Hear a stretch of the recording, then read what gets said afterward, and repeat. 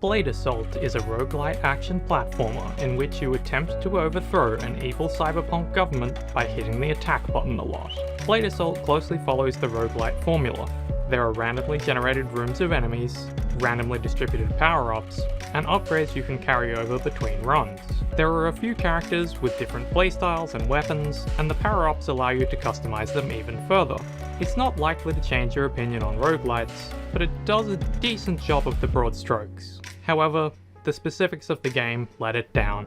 Most enemies are easy to beat, but require time-consuming or boring tactics. Early enemies can be stun-locked by spamming the attack button, and even late into the game, button mashing is often a safe strategy. Blade Assault likes to throw so many enemies at you at once that you can't see any of them individually. With most builds, there will also be one of 3 elemental effects from your abilities flying across the screen, obscuring projectiles and uninterruptible attacks alike. You can dodge a lot of it, but you will eventually get hit by attacks you couldn't have seen coming due to the sheer volume of enemy attacks on screen. Exacerbating things is that many enemies and bosses have enormous amounts of health, and you have comparatively little.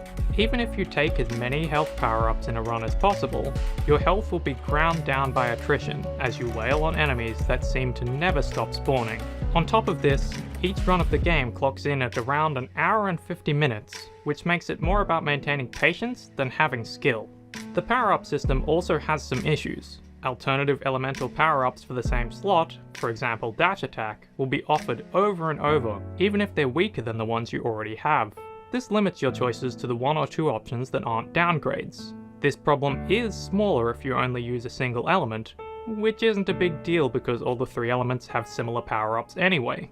The items provide most of the variety, though most of them are still unremarkable. There are also weapon ability upgrades, but you can't check them from the menu, so you just have to remember what you bought hours ago. Many of the item and power-up descriptions don't make sense or don't do what they appear to describe. Some are too vague or use obtuse language, and it's not a fun challenge to guess what a power-up does because the description is wrong. Once you have a few of the better power-ups, the game starts feeling less flaccid and instead becomes chaotic and at least a little enjoyable. The controls themselves are responsive. It's just everything else that makes it feel terrible. The game's character art is charming, the environmental art is nice, and the enemy art is mostly boring, which averages out to good enough. However, when it's often impossible to see through the chaos, it's tough to appreciate the art as a cohesive whole. At least the music does a good job of setting the mood.